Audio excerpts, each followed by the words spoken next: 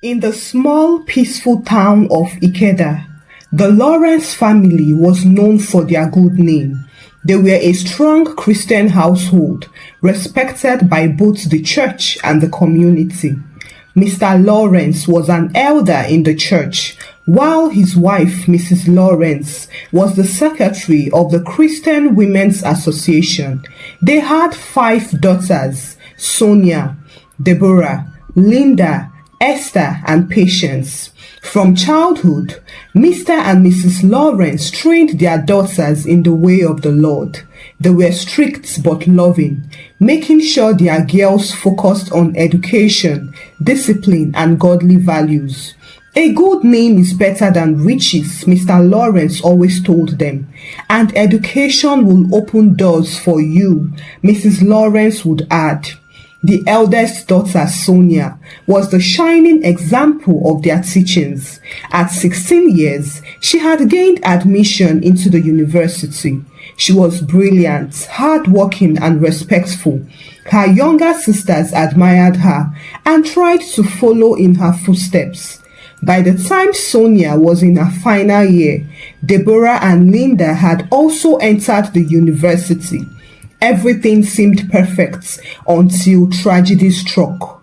One evening, Sonia arrived home unannounced. Her parents were surprised but happy to see her. "Sonia, my daughter, welcome," her mother said, and pulled her into a warm hug.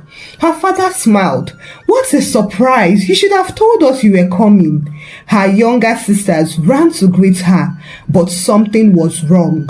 Sonia did not look happy. Her eyes were swollen as if she had been crying.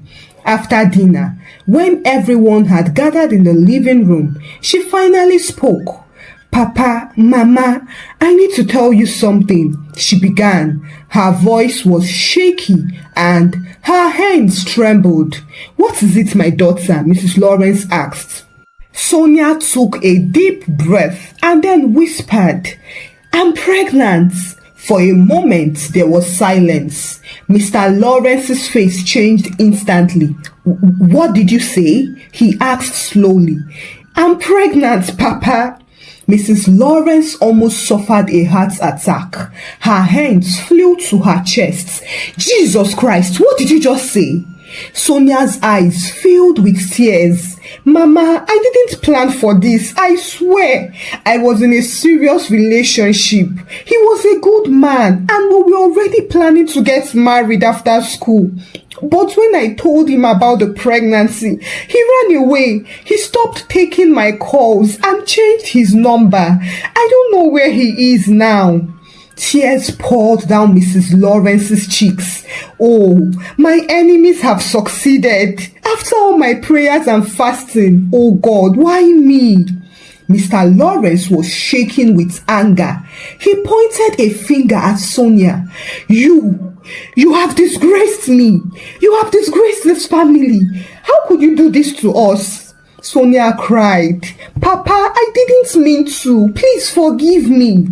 Her younger sisters looked at her in shock. They could not believe it. Sonia, the perfect one, was pregnant out of wedlock. That night, the house was filled with sorrow. A week later, after the initial shock had settled, Mr. and Mrs. Lawrence decided that Sonia would return to school, finish her final exams, and come back home to have the baby. "We cannot undo what has been done," Mr. Lawrence said, "but you must go back and finish your education." Sonia wiped her tears. "Thank you, Papa. I will not disappoint you again." The family gradually accepted their reality, hoping that it would be the first and last. But little did they know that this was only the beginning of their troubles. 6 months later, Mr. Lawrence received another shocking news. "Hello, is this Mr. Lawrence?" "Yes, that is me. Who am I speaking with?" "This is the school chaplain from the university where your daughters, Deborah and Linda, are studying." "Sir, I am sorry to inform you, but both of them are pregnant." Mr. Lawrence nearly dropped the phone. "What did you say?" Sir, they are both pregnant. Mrs. Lawrence, who had been listening, let out a loud cry. No, it is not possible. Not my daughters, not my Deborah, not my Linda, she cried. Mr. Lawrence's head shook as he held the phone. Are you sure of what you're saying? Yes, sir. The school authorities have confirmed it. Please, they will be sent back home. Mr. Lawrence ended the call. He stood frozen for a moment before turning to his wife. We are finished, he whispered. That evening, when Deborah and Linda returned home, the house was filled with anger and tears. Both of you, Mr. Lawrence shouted. What is this? Did you plan it? You want to disgrace me completely?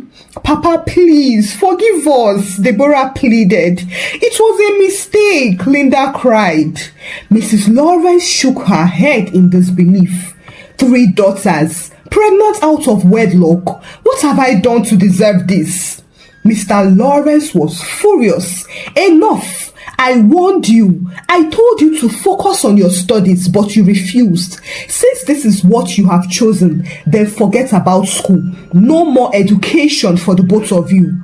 Papa, please, shut up, he roared. Go inside. I don't want to see your faces.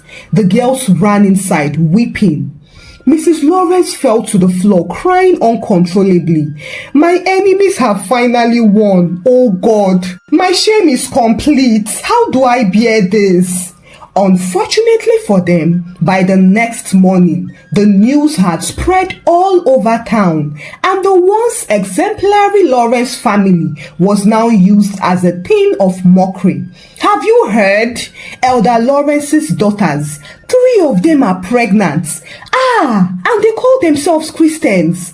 See how they used to act holy in church. So they are all fake people. What a disgrace. And his wife is the secretary of the Christian Women's Association. She should resign immediately. She's not fit to hold such a position. Soon, the church elders called a meeting and tabled their matter. Elder Lawrence, we respect you, but this matter cannot be ignored, one of them said. Your wife must step down as secretary. The women of the church are not happy. They believe she has failed in raising her children properly. Mrs. Lawrence could not argue. She resigned in shame. The Lawrence family, who was once highly respected, had now become a topic of gossip. People pointed at them in the markets. Children whispered and laughed when they saw them in church. The once lively home of the Lawrence family was now filled with silence and sorrow. The house that used to ring with laughter and the sound of morning prayers was now a place of regrets and little to no conversations. The 3 elder daughters, Sonia, Deborah, and Linda, had given birth to 3 children, 3 babies who had no father. Mr. Lawrence sat in his chair every evening, staring blankly into space. The man who once walked with his head high now moved around like a defeated man. At night, he couldn't sleep. He would bite his lips to prevent the tears from pouring down. Mrs. Lawrence, on her part, no longer went to church regularly. She barely spoke. She moved around the house like a shadow of herself, as if every step she took was a reminder of her failure. The whispers in the town, too, never stopped pouring. So all 3 of them have given birth now? What a shame. Now who will marry them? They will surely grow old in their father's house. The 2 youngest ones should be very careful. It seems like all the girls in that family have the same destiny. These words somehow found their way back to the Lawrence household. Deborah and Linda barely stepped outside. Even Sonia, who once held her head high as the pride of her parents, now moved quietly through the neighborhood, avoiding eye contact with people. Esther, the 4th daughter, saw everything. She saw how people looked at her sister sisters with pity and mockery. She heard the laughters behind their backs, and so she made a vow. This will never happen to me. She decided to be extremely careful. She stayed away from men. If any man tried to get close to her, she quickly distanced herself. She buried herself in church activities and school. I will not bring shame to my family, she told herself. But things did not go as planned. When she reached the age of marriage, suitors came, but they all wanted one thing before committing. Esther, I love you, but I need to know if we are physically compatible. You understand now? One of the men said. I cannot marry a woman without testing her first, though. Another man said, what if you are not satisfying as a wife? These things must be tested now. Another one insisted. But Esther stood her ground. If you cannot respect my values, then you are not the man for me, she would say. And so, one by one, they all left. Years passed and she remained unmarried. At 28 years, she was still in her father's house, watching as the shame and stigma of her sister's past mistakes continued to haunt them. Then there was Patience, the last daughter. Patience was different. She was only 19 and unlike her older sisters, she was withdrawn and deeply spiritual. While Esther understood the weight of the family's shame earlier, Patience did not fully grasp it. She had grown up watching her sisters suffer, but she had never really asked why. She had never truly stopped to think about it until one evening. Patience sat in her small room, the only space in the house where she could escape the sadness that filled their home. She had just finished reading her Bible when her eyes landed on James chapter 1 verse 13. When tempted, no one should say, God is tempting me, for God cannot be tempted by evil, nor does he tempt anyone. She paused. She read it again, then again. Her mind began to run wild. God does not tempt anyone with evil. So, if this is not from God, then where is it coming from? She sat up straight as her heart started to beat faster. For the first time in her life, she began to think deeply about what had happened to her sisters. Sister Sonia was the best among us. She was brilliant, disciplined, and focused. She was supposed to be the pride of the family. How did she end up getting pregnant and abandoned? Then Sister Deborah and Linda. The same thing happened to them, one after the other. Why? Was it just coincidence? And Esther, she did everything right, yet no man has come to marry her because they all demand the same thing from her. Why is it that no man comes with pure intentions to my sisters? A cold shiver ran down her spine. Is this a pattern? She had never thought about it that way before. Could it be that something is wrong somewhere? Could it be that there is something fighting against the women in this family? She covered her mouth as the realization hit her. She stood up suddenly, looking frightened. If this happened to Sonia, Deborah, Linda, and now Esther, does it mean I am next? Fear gripped her and she started to cry. No, I will not end up like them. I cannot allow this to continue. But she had no idea what to do. Her family had been praying and fasting for years. They had been going to church. They had been doing all the right things. Yet, nothing had changed. God, what do I do? She whispered. She knelt beside her bed, put her hands together and closed her eyes. God, open my eyes. Show me what I must do. If there is something behind this, reveal it to me. I don't want to end up like my sisters. I don't want to bring shame to my parents. I don't want to suffer the same fate. Help me, Lord. She stayed on her knees praying. For the first time in her life, she was afraid of her own future. She knew she had to do something on time, but what she had to do, she did not know, not yet. Something inside her told her that this battle was not just physical. It was deeper than that. And if she was going to break free, she needed to fight a different kind of battle. She continued to pray until one day when she went to a vigil prayer. Patience had been to a vigil before, but this night was different. The church was filled with worshippers whose hands were lifted high and voices raised in prayers and songs. The minister on the pulpit spoke with authority. Some of you are suffering under generational burdens, he declared. You see patterns in your family, cycles of pain, disappointment, delay, or shame. You try to rise, but something keeps pulling you back. Tonight, by the power of God, those patterns must break. Patience felt something stir deep in her soul. Her heartbeat quickened. Could this be what has been happening in my family, she thought. The minister continued. Recognizing the pattern is the first step, but breaking free requires a covenant. Some of you need to make a personal vow with God today. Surrender to him completely. Offer him something in faith and watch how he will turn your story around. Patience felt an overwhelming pull in her spirit. She knelt down. God, I don't want to end up like my sisters. I want my story to be different. I want to break free from this cycle.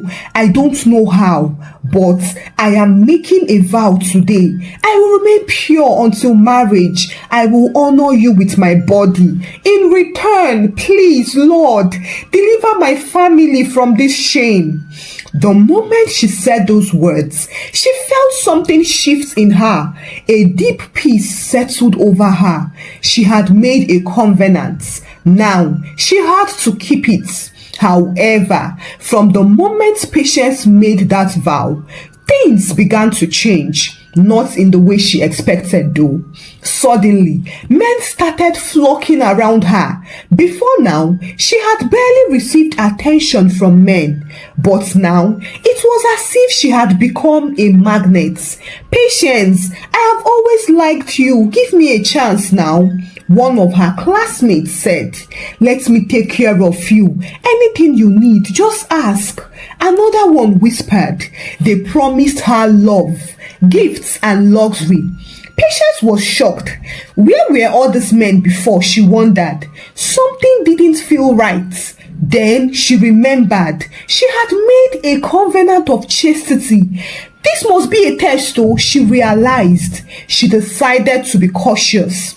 But one day, she was pressured to give one of them a chance. She wanted to see if perhaps there was one who truly loved her. On their first outing, Patience was barely seated before this guy leaned in and smiled. So, when will you come over to spend the night at my place? Her heart sank. This one is not the right man, no, she thought. She stood up, excused herself, and never looked back. From that day, she avoided them all. She focused on her studies. Years later, as she prepared for her final year exams, something unexpected happened. She met a man named Tony. It was a normal afternoon, and she had just finished meeting with her project supervisor when this young man approached her. Excuse me, please. I am looking for Dr. Okoro's office, he said politely. Patience pointed down the hallway. Take the second turn, then the third door on the left. Thank you. By the way, what's your name? She hesitated before answering. Patience. Nice name. I am Tony. He smiled, collected her number and left. At first, she thought nothing of it, but soon, Tony began calling her. Unlike the other men, he didn't make promises of love or gifts. Instead, he encouraged her to study hard. Your exams are coming up. Have you revised the professor's course? How is your project work going? If you need any help, please let me know, he would say. When the day came for her to defend her projects, Tony surprisingly showed up to support her. After the defense, he took her out for dinner to celebrate. However, that night, he looked into her eyes and said, "Patience, I like you. I want to be with you. Would you give me a chance?" Her heart pounded. She liked Tony too, but she remembered her covenant. "Tony, I'm sorry. I can't give you what you want. I don't want to waste your time." Tony was confused. "What do you mean?" Patience paused before finally saying, "I need to tell you something. I made a vow to God years ago to remain pure until marriage. So you see, I can't compromise in relationship." Tony was silent for a long time. Then, to her surprise, he smiled. "That is impressive. I respect that. And I will wait." Patience was shocked. She had never met a man like him before, and for the first time, she allowed herself to love. 6 months later, Tony proposed to her. By the time she was 22, Patience was already preparing for her wedding. When Tony came to ask for her hand in marriage, the Lawrence family could hardly believe it. Mr. Lawrence's voice shook as he spoke. "This is the first time a man has come to marry one of my daughters, and it is the youngest one." Mrs. Lawrence was overwhelmed with tears. Her sisters too were filled with joy. On the day of her wedding, the church was filled with people. People who had once mocked the Lawrence family now came to witness the unbelievable event. Can you believe it? The last daughter is getting married before all the others. See how handsome and responsible her husband is. God has finally wiped away their shame. Patience's heart was filled with gratitude. She had trusted God, and he had answered her. 2 weeks after Patience's wedding, something shocking happened. Sonia, the eldest sister, who was 37 years old by now, returned home with a suitor. The man was based abroad. He was kind, responsible, and deeply in love with Sonia.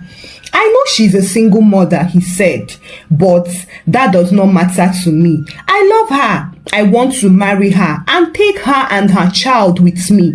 At first, the family thought it was a joke, but it was real. Soon, the wedding preparations began, and before they knew it, Sonia was married. Within the same year, Deborah and Linda also found good men who wanted to marry them. Then, to everyone's amazement, even Esther, who had remained unmarried for years, met a godly man who respected her values. One by one, all the daughters of the Lawrence family got married. The house that was once filled with shame now overflowed with celebration back to back. It was wedding after wedding. People who had mocked them before were now the ones congratulating them. Years later, all the sisters returned home for their parents' anniversary. They came with their husbands and children. As Mr. Lawrence sat in his chair, looking at his large family, he could not hold back his tears. "God, you did it," he cried. He looked at Patience and held her hands. "My daughter, the day you were born, I never knew you would be the one to redeem this family. God used you to break the yoke of shame from our home." Patience smiled. "It was all God, Papa." The Lord